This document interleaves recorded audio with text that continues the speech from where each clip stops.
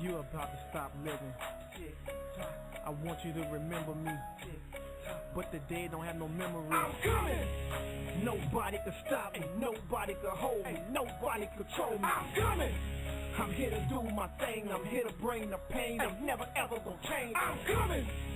Nobody can stop me, nobody can hold me, nobody control me. I'm coming. I'm here to do my thing, I'm here to bring the pain. I'm never ever gonna change. Like Tropicana, I got the juice. All for the least, let the dog loose. Don't make me call up the crew. Now they getting scared, wanna call up a truce. I'm the one like Neil, cocky like steel. Nobody can guard me like I'm shooting a free throw. This is illegal, my flow is legal. And it's me, it will never be a see-through. See, I'm fly like a pelican. And while I'm here, yeah, I'm gonna represent. If you're sick, then I'll be your medicine. And you already know who I'm better than. No doubt, yep, I'm a veteran. And when done, you gon' think you got ran over by elephants. Since I came, ain't been the same like ever since.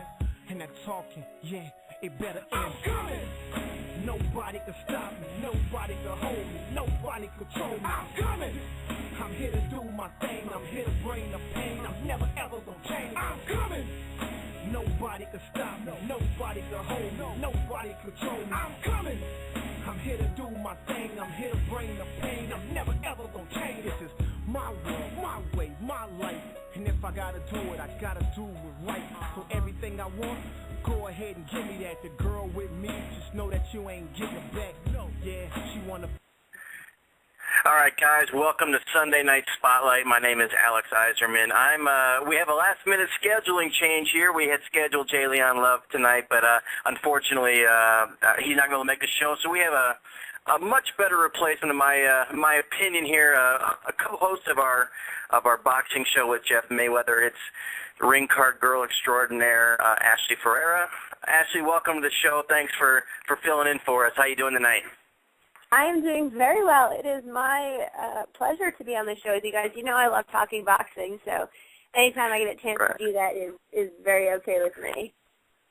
Well, we're going to be talking mostly about you, so I hope that's okay, you know, but, you know. My favorite topic. Of course, I'm sure it is. You know, this show here, what we basically do is we get, you know, all kinds of people in MMA and boxing that are on their way up. We get the prospects, and you know, and actually you kind of fit the bill. You might not be an actual fighter, but you're someone that's generating quite a buzz here lately, building up a name for yourself in the boxing world. So we're glad to have you on. But first of all, let's just talk about last night, because I know you were busy last night and got to work out there in Oklahoma. So tell us a little about last night's event. Well, last night was a pretty fun night. They have a new series in Oklahoma City. It's called the Corona at Bricktown series, and Corona puts on a lot of fights here in Oklahoma, partially because we have so many casinos and great venues for fights. But last night, the main event was a guest that we have had on the Jeff Mayweather show, and his name is Lydell Rhodes, and he came away with the win last night. So everybody was very excited to see that. He is actually currently training with Floyd Sr. out in Vegas, so that's definitely, I would say, one of the up-and-coming stars, and Floyd Sr. would definitely agree with that. Right. And, you know, lucky for you, the fight went the distance, so you were able to work the entire fight and didn't get cut short by any knockouts or anything, right? That's what you said your favorite part is, when they don't, no knockouts interrupt your work. I know.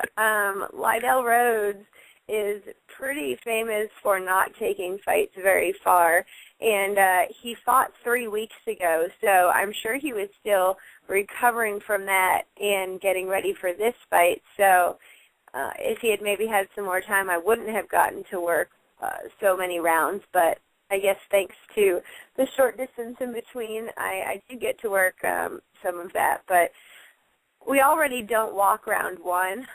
It's kind of a tradition because the ring is usually too crowded. So you start with round two. So you always hope the fight at least goes through the first round so you can walk one card. But speaking of which, let me ask you, did you see that video on that's kind of gone viral now? Is MMA ring card girl that's walking around the ring when the guy's unconscious in the corner and she's carrying her number 2 card around and kind of steps over him, doesn't realize the fight's over? Have you seen that? I have seen that. And, I feel awful for her because, that is incredibly embarrassing. But I can't believe that she managed to get inside the cage with nobody stopping her. She didn't stop. I mean, nobody stopped her. She was like 3/4 of the way around the cage, and I just can't imagine why or how nobody stopped her before that. It just was mind-boggling to me. That normally someone opens a cage, right, and hands them the card as they go in. So, didn't someone have to kind of assist her in doing that, or did she just say, screw it, I'm going in no matter what? I mean, it's possible that she just picked up a card and went in thinking that it was another round, but usually it's a team effort to get somebody into the cage or around the ring. And, sometimes at fights, people will think they're being really funny and yell at you that you're carrying the wrong round or holding the card upside down and things like that. And you have to really just not listen to them and kind of just do your thing. And it does sometimes happen that we will take the wrong number or it will be upside down. And you just kind of got to go with it. But taking a card after she's passed out or after the guy was knocked out was definitely a first for me that I've seen. Well, and that's what I was going to say. Now, obviously, all ring card girls aren't blessed with your intelligence, but shouldn't she have kind of noticed the guy laying unconscious in the corner and figured there might not be another round? I mean, I would think so. And typically what I will do is anytime before I get into the ring, I will check to make sure that they're putting stools down to show that they are actually going to fight another round.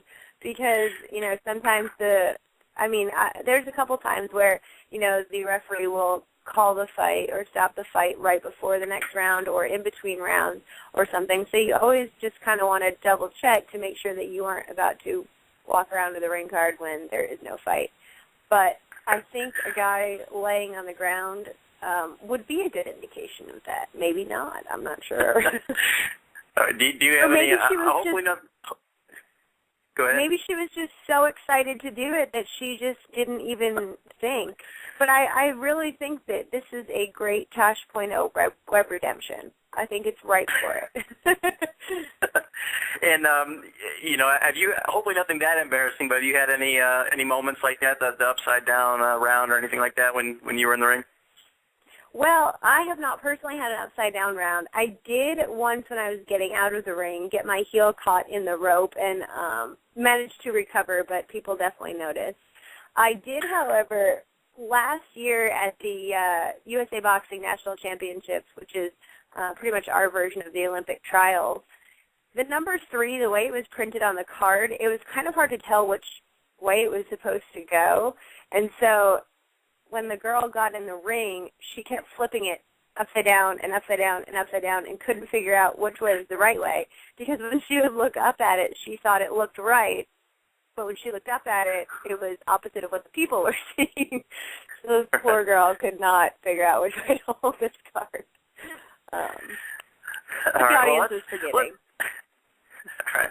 Well, let's talk about you a little bit. Like I said, the point of the show is kind of to get people to know you as a person, where you come from, where you're going. So let's just kind of start back from the beginning. Tell the folks a little about where you're from and all that kind of thing. What kind of childhood you had?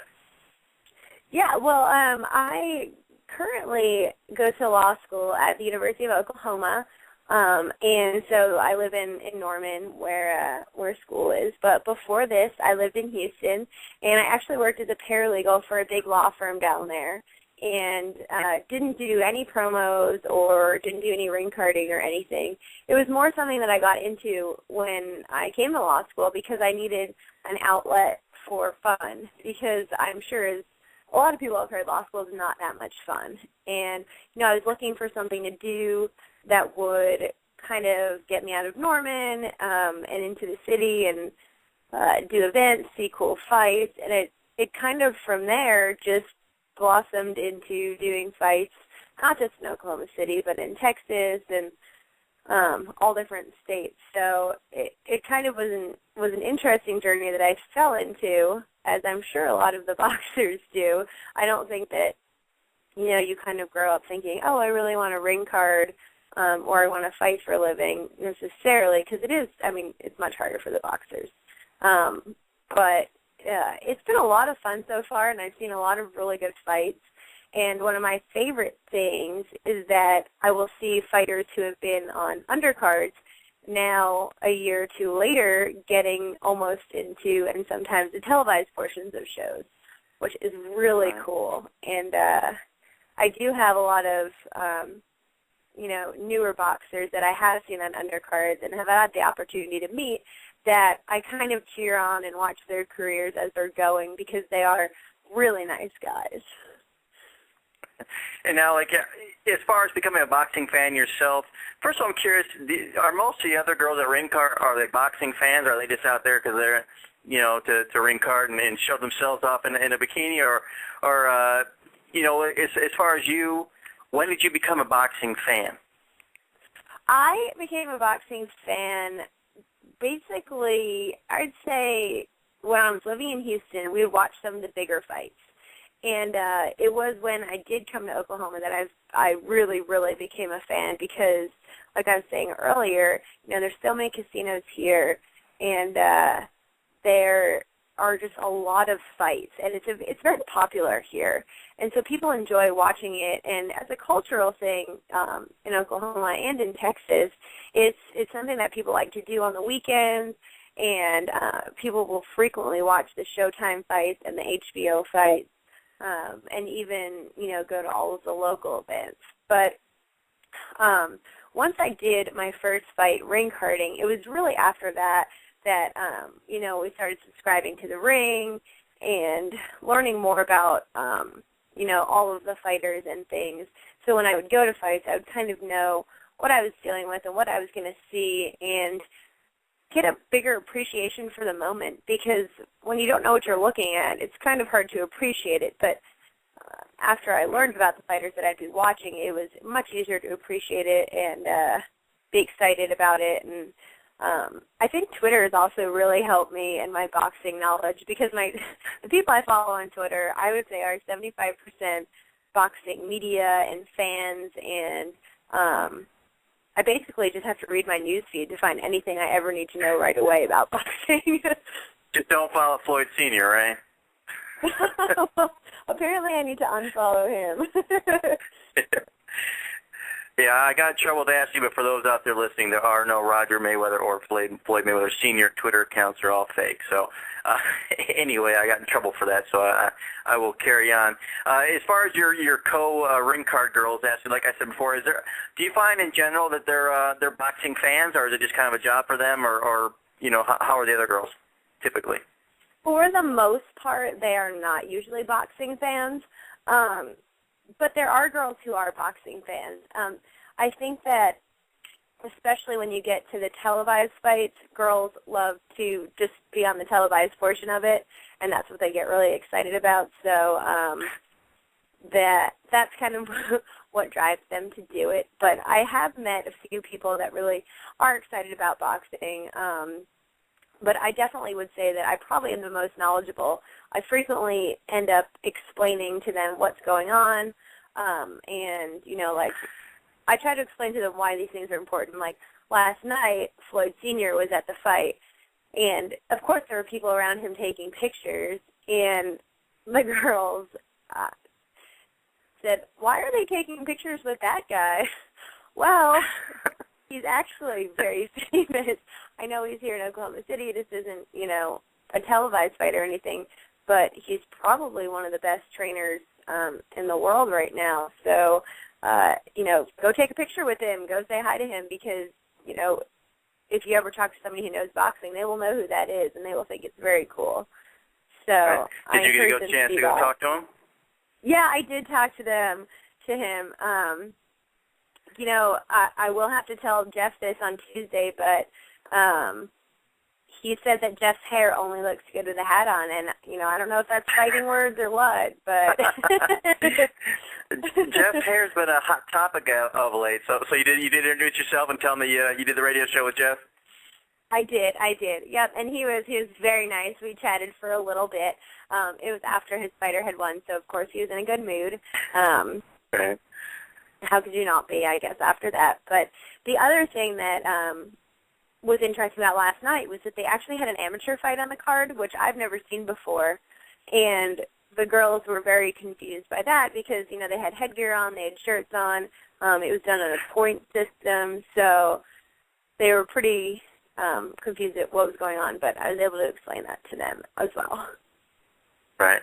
Now, the one thing I find interesting about you, you said repeatedly in different interviews that your favorite boxer is Larry Holmes. Unfortunately, we had him on our show last week on the Jeff Mayweather show. But, you know, so as someone in their 20s, how did you become a fan of Larry Holmes, and, you know, what makes him your favorite boxer? Because obviously you were not around during the majority of his career. You know what? I wasn't, but a few years ago, we went on, it was either Amazon.com or one of the websites where they have DVDs, and we bought just a bunch of old boxing DVDs and a bunch of old OU football game DVDs, just because it was kind of cool that they had them. And, you know, I saw Larry I remember watching him fight, you know, in the later part of his, or second part of his career, depending on what you want to call it. But, you know, after watching some of those DVDs, the Top 10 Heavyweight DVD, and then seeing Larry versus Muhammad, he always, to me, just seemed like a really great guy. And he was funny, and he was lighthearted. And I think what I appreciated about him most is that, you know, it never seemed like he took anything for granted, and he really used boxing to make a better life for himself and his family. And to me, that was just one of the greatest things that you could do, because you see all of these, I mean, even pro football players, pro baseball players, they don't necessarily manage their career very well and end up broke and with nothing else. But he, you know, diversified. He owns bars, restaurants, construction companies, buildings, and he also stayed in his hometown, which I think was very impressive. And somebody like that is just such a great role model for other athletes, that it's not necessarily entirely in the ring, which is why I'm a fan of his. Now, obviously, after I got a chance to talk to him, he will definitely forever, it would be impossible to ever make him not my favorite, because he did invite me to swim in his boxing glove-shaped pool, so you can't top that. Right. Now, who are some of the current guys that you're a fan of? I really like Nonito Donaire. I ring-carded some of his fights, and I think he's he's exciting to watch in the ring, because he kind of has those flashy outfits. He moves around the ring a lot, and you know, he's a nice guy. You know, I've met him a couple times. He's very nice. He always will take pictures with fans, and if there's 100 fans that want to take pictures of him, he'll always take a picture with all of them. And, you know, he thanks them for coming, and I think that's a great quality to have. And his wife also cracks me up, so she's kind of part of the package. What do you think about the fight he has coming up with Rigondeaux? I am so excited for this fight, and I am actually shocked that it's happening. I really never thought that it would. I mean, I guess I'm still skeptical that it will actually happen. My fingers are crossed. It seems like there's been a lot of injuries lately, but you know, it'll be interesting because, you know, I guess they say that in close fights you favor the offensive fighter, and I guess that's a disadvantage possibly for Rigondeaux, but we shall see. And I don't think there will be a knockout. I do think it'll go the distance. That is one thing I will say. Yeah, I think it will be an interesting fight. I mean, it's tough to tell. You know, I mean, Donaire's been on a roll obviously for a couple of years now. Rigondeaux, you know, one of the greatest amateurs of all time. You know, won the Olympics a couple times, but you know, in the pros, he's been up and down. He's looked, you know, like a world beater one time. The next, he's, you know, not been so impressive. So it'll be interesting to see how that fight plays out, and definitely looking forward to it, and we'll see how it happens. Back to you though, because like I said, this show's about you, not about other people. Lately where Donaire hasn't looked great either. Yeah, well, we shall see. I'm sure they'll both be bringing their A game that night because a win for either will definitely be big for them. So on to you, back to you. Like we said, you're a Yale graduate in last semester of law school there at Oklahoma. Just as far as, we've touched on before the whole Legally Blonde thing and all that kind of stuff. How does it? What's the reaction of? Well, let's go back to your law school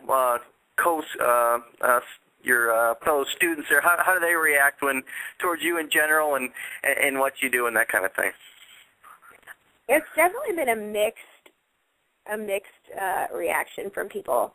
I've had a lot of support from my close friends, and they will come over to my apartment and watch the fights on TV when I'm not there, and they think it's the coolest thing. And they'll always text me pictures and say, "Oh, we just saw you."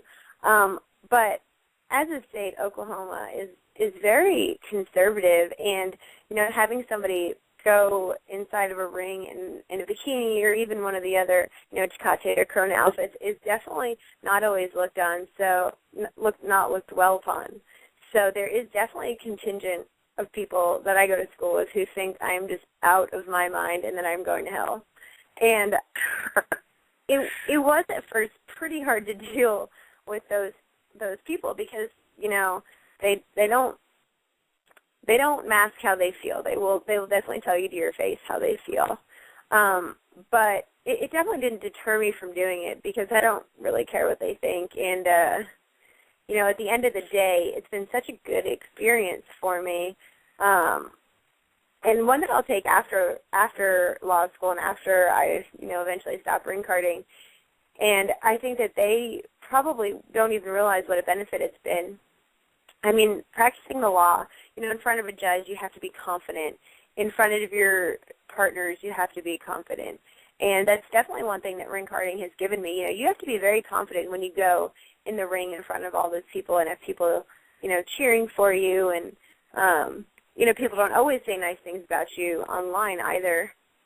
Every picture can't be flattering, so you have to learn how to deal with critics. And it's a skill that I'll definitely use after school, but I'm sure my classmates don't even realize that I got these skills. So do you ever get any jokes like the Legally Blonde jokes and that kind of stuff? I know it's obviously different than the movie. You're not a like I guess an airhead or whatever that kind of. But do you get those jokes anyway? Because of what you do and the way you look. Certainly not to my face, and that may partially be because I went to Yale for undergrad, and none of them went to Yale for undergrad, so they can only talk so much trash on me. Yeah, there you go. Exactly. Now, how did you get started in the first place as far as modeling and that kind of stuff? And is it something, obviously you're not going to be a ring card girl forever because you're going to do the law thing, but, is modeling something that you truly enjoy and want to continue with, even after you become a lawyer, or tell us about that? Yeah, I mean, I definitely do want to continue ring carding and modeling for now. It's something that I'm passionate about and something that I really think that boxing especially is on the verge of changing how they look at ring card girls, and I would really like to be a part of that change, making them more towards the UFC model. And I would hate to stop doing it before that, and so I definitely want to continue it, at least for the foreseeable future.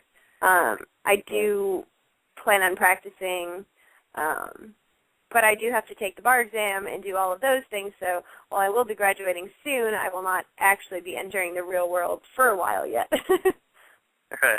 So the modeling stuff, is that basically done except for, if you consider being a ring card girl modeling, the modeling stuff you're done with? Not for now, no. I like doing it, and I plan on continuing to do it, so definitely keep doing that as well.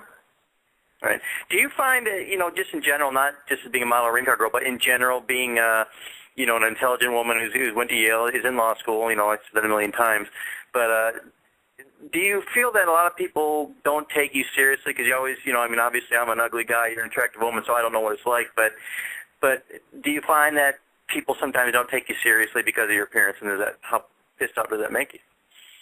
I think that some people who don't take the time to speak with me may think that, but I think that once people take the time to talk with me, even for a little bit, they definitely change their tune. Through the events that I've done, I have received more job offers than any of my classmates combined. And whenever I meet people, they're usually pretty impressed with my ability, especially to discuss boxing and current events and things like that. Just last night, you know, when we were at the fight, there was a guy on the undercard who was 50. And, you know, they were like, oh, wow, that guy's 50. I don't know anybody who else could fight when they're 50. And I said, yeah, well, Bernard Hopkins, he's getting up there. You know, Larry Holmes fought after he was 50, and Duke Bizella fought after he was 50, so it's definitely possible. And, you know, they do that slow head turn and look over. They're like, oh, hey, interesting. But it's fun, and it's fun to kind of pull one over on people like that, because people aren't always expecting it, for sure. They're definitely not. So I think that's fun. Well, let's get back into what you just mentioned, and I know it's obviously your pet cause. You know, we've talked about it several times. UFC, you know, started out with their Amber Nicole Miller, and then, you know, now we have Brittany Palmer's and the Ariane Celeste and all that. First of all, you know, you touched on it a little bit, but expand on that, what you'd like to see boxing do, and also why hasn't boxing done that? I mean, it just seems like it's a no-brainer when you have these bigger promotions that could capitalize on, you know, the use of ring card girls that we all might know and get behind. Yeah, I mean, what I really believe is that boxing is not fully taking advantage of how they could market the ring card girls. I mean, you see UFC, you see Strikeforce, and you see Bellator, and they all have their named girls who those girls, fans get to know them, and fans get to love them, and even some people will tune in because of them. And if you go to any grocery store, any bookstore, I mean, you'll see Ariane Celeste on the cover of any number of magazines at a different time. I know her and Brittany Palmer are over in London right now shooting for FHM England. And, you know, they're so now even internationally known that it's become a real way for the UFC to attract new fans and keep other fans. And I really think there's several reasons that boxing hasn't followed this model exactly. And first off, that's probably because it's a little more, the UFC is basically one umbrella that a lot of the fighters fall under. And, you know, boxing, you have Golden Boy, you have Bella, you have Top Rank, you have a lot of different promotional groups. And then even between that, you have HBO and Showtime and ESPN. And then on top of that, you have Corona and you have Tecate. Now, of course, Corona and Tecate love to be able to provide their girls. But when you have a fight at the MGM, they want to have their girls.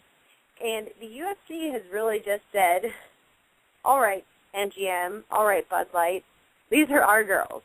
You can brand our uniforms with your logo, but this is who we're going to use. And boxing has never really done that. I mean, the promoters really haven't come out and said, you know, these are our girls, these are who we're going to use. We'll dress them in whatever you want, but this is what we're going to use. And I think that's partially why they haven't done it. And the other thing is that I think boxing doesn't look at long-term benefits as much as maybe MMA does, because they look a lot at, okay, well, how much money will this make me for this fight? How much will this cost me for this fight? Not, well, if we build this person up over a lot of fights, it will pay back tenfold in 10 fights. And so I think that's another big part of it. Well, and I have no idea what kind of money they've made, but I'd have to assume that the UFC's made a lot of money off of their girls. So, you know, I certainly think it'd be a smart move for them. And of course, you're volunteering to be the first official promotion ring card girl, right? I definitely would be. I mean, I think that, you know, I would be a great choice for somebody to have, because a company or a promotional company would never have to worry about me embarrassing them or being unable to talk to people, or, I mean, even silly things. I'm very punctual. I always show up. I don't tweet stupid things when, you know, I'm professional, and I would be a great representative because of that. So then, of course, then what comes with that then is all the things, then, obviously the photo shoots and that kind of stuff. Anything that you will do or won't do for the right amount of money as far as that kind of stuff goes? I mean, what if Playboy comes to you with their big offer like they do Ariana Celeste and Brittany Palmer and them kind of guys, girls? Anybody will do anything for the right amount of money, and I definitely subscribe to that. So I wouldn't. I would consider everything. Right. Well, I would too. I can't blame you, right? Of course, I don't think I'd be offered nearly as much money as you would. Yeah, and whatever I did choose or whatever opportunity I was offered or decided to or not to take, people are obviously going to be critical of it, whatever it is. So, you got to do what you want to do, and if that doesn't please everybody, it only has to please you. So that's how I'll look at it when it comes. Just so as far as the future goes, I mean, obviously you'd like to stay in the business, but, ultimately if boxing and boxing moves slow and by the time they do something, you might be a great grandma by then. So if it doesn't work out, as far as that goes long term, what does the future hold for you? As far as law and that kind of stuff. It's kind of funny. I actually always joke that Bob Arum used to be a federal tax attorney, and Lou DiBello is an attorney, and I always joke that I'll become the first big female promoter one day, which, is a half joke because I think it would be really interesting. And I think that it's something that starting at a local level may be something that I was interested in. I really like to, do boxing as a workout and things like that, and so I think that's a possibility. But other than that, I don't know. We'll see. Hopefully, one of the promotional companies will decide to make a named ring card girl, and that's what I'll be doing next year at this time. Well, we'll certainly do our best to be pushing you out there. And like I said, I think you'd be ultimate girl for it because you have the not only the look, but you do have the knowledge, and that's always a good when you have something go out there and speak on your behalf, and it's not going to embarrass you. But you're in Oklahoma and you're studying law for work at for the oil fields there and that kind of stuff. So do you consider yourself staying in Oklahoma long term? And why did you go from Houston to Yale and then back over to Oklahoma? Is that your true love, being in that area of the country? Well, I will not be staying in Oklahoma a day longer than I have to. No. Paying state income tax is not my idea of a good time, so I will be back in Texas or Nevada or Florida or a state that does not have state income tax. So I will definitely be out of here. But, in undergrad, I ran track, and so I was recruited by a lot of schools, and I ended up choosing Yale because since it's the Ivy League, they don't give athletic scholarships, which is, unfortunate because, some people won't go to those schools because they don't. But it's fortunate because if you get hurt, they can't take your athletic scholarship away. And it's all pretty much financial need-based scholarships there. So I ended up going to Yale, and I ran track there. And then decided to move to Houston. I'm not originally from Houston, but I ended up moving there after school because it was snowing in New Haven in February, and went to Houston for a visit in February, and it was 77 degrees. And I thought, whoa, I'm going to be moving here next year for sure if I get this job or not. So that is what I did. And what else, as far as, besides the boxing, we've got a couple minutes here left, just, what other things do you like to do that, that are fun for you? Do you do to pass the time, or when you go having fun with your friends, what are some interests you have? I'm kind of a dork sometimes, so I do have this awful addiction to reality television. So at night when I'm trying to fall asleep, sometimes I end up watching the worst reality television shows ever, which is a very obvious. Well, you can't not name them, so go ahead. I watch them all too, so go ahead and discuss them. My personal favorites, and heartbreak for me is that it's over. Jersey Shore was one of my favorites. I love that one. I'm still a big fan of Real Housewives of Orange County, even though they haven't had a season in a while. Oh. And obviously, I watched The Ultimate Fighter. That's a great one. And my personal favorite, and this is really weird, but my personal favorite is Storage Wars, where they go and bid on the storage units. Oh, no, that's... Go ahead. I think for me, it's the thrill of not knowing what's going to be in there. And I'm always excited to find out what is actually in there, so it's kind of the mystery to that, I guess. Yeah, a lot of them, and obviously I don't watch the Housewife ones and those type, but I do watch the Storage Wars and those kind of ones. But actually, I love Storage Wars. I don't like the offshoot. I don't like the Texas Storage Wars and that one on True TV, with the husband and wife that go and they, like every single auction they get in a fight. Storage Hunters, I think it's what it's called. Like literally every single bit, like that doesn't. I've been to auctions a million times, and people don't fight every single auction, and that's stupid. Yeah, and they wouldn't let you back if you fought. No, I know, and it's every single time the same guys, like and every single character on there's unlikable. And then the other one, that one's not too bad. What's the one on Spike with Allen and Tunn, whatever that one's called? I don't know. That one's not too bad, but and of course we had, we were fortunate up on the Jeff show a couple weeks ago. We had Seth Gold from Hardcore Pawn. He was on, but yeah, a lot of those shows I do watch. Other ones are so fake that I really can't stand. I mean, I like those. I like what's the one the parking wars. That one's pretty good. Yeah. Well, I like. The problem for me is that my cable company here in Oklahoma is awful, and we don't get True TV. And so I always have to wait to watch Hardcore Pawn until it's on the internet. So I watch it, but at a delay. So. Well, most of the shows on there are awful. Like I don't like any of the like those the repo type shows. Although I do like, and I wish we would have had you on the show when we had Josh from Repo Games was on. I like that show, but True TV. Have you ever seen Impractical Jokers? That's my my current favorite. That's not really a reality show. That's hilarious. If you ever had a chance to see that. Yeah, my favorite is when the guy's at the fast food place and he comes out without any clothes on and just the apron. Yeah. Well, that's who I'm working on next, Ashley. I want to get one of those guys on our show, on the show with Jeff one of these weeks, so I'm going to be working on that for you, unless you got any personal requests for anyone else.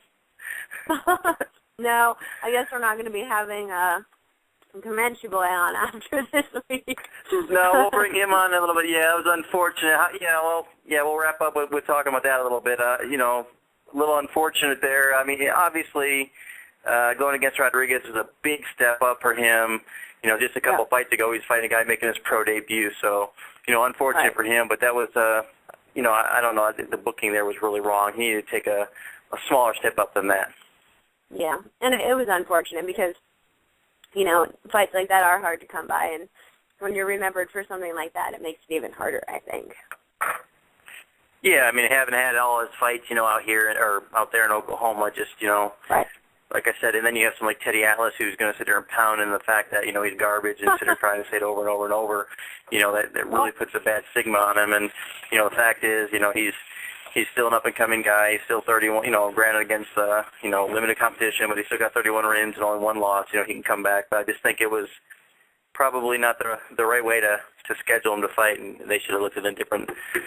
a smaller step up in class. Yeah, but if you can't handle Teddy Atlas's criticism, you might as well get out of the game now because he ain't going anywhere. No, and he complains about everything. So yeah, I mean, all right. He's one of those people that he doesn't hate you; he just hates everybody. Right, exactly.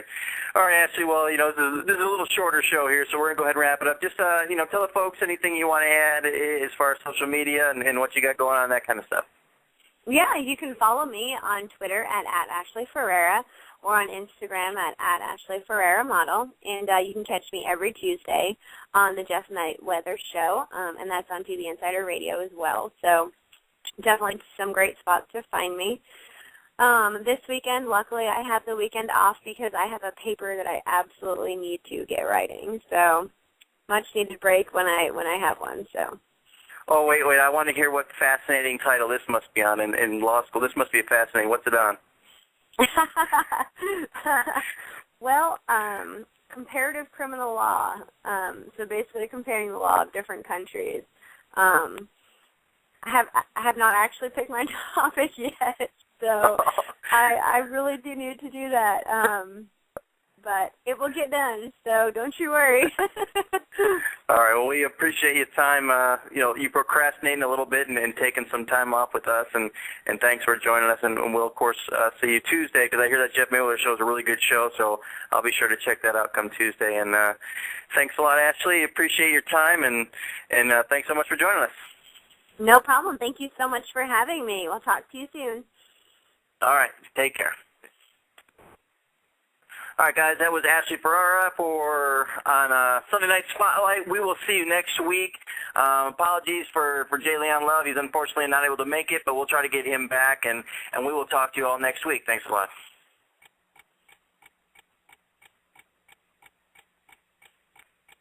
One, two, you hear the clock ticking?